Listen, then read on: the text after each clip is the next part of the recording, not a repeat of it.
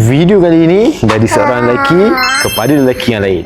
Saya yakin setiap lelaki ada wanita istimewa di hati mereka.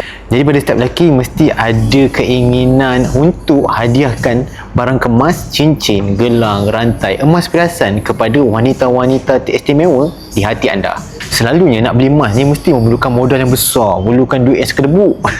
Saya nak share bagaimana di Public Gold ada cara yang mudah. Dengan akaun EmasGap, anda boleh mengumpul grade emas sikit-sikit, kemudian boleh keluarkan emas perhiasan pilihan anda. Dengan akaun EmasGap, anda boleh menabung ikut bajet anda daripada RM100, RM200, RM500, nak menabung RM1000 boleh. Tak ada komitmen, anda bebas untuk tambah simpanan anda bila-bila masa sahaja.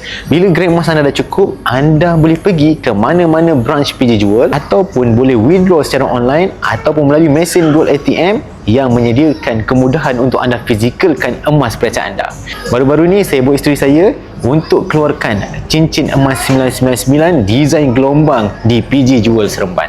Jadi anda hanya perlu kumpul gram dan bila anda nak keluarkan nanti, anda hanya perlu bayar upah tukang sahaja untuk miliki emas perhiasan pilihan anda.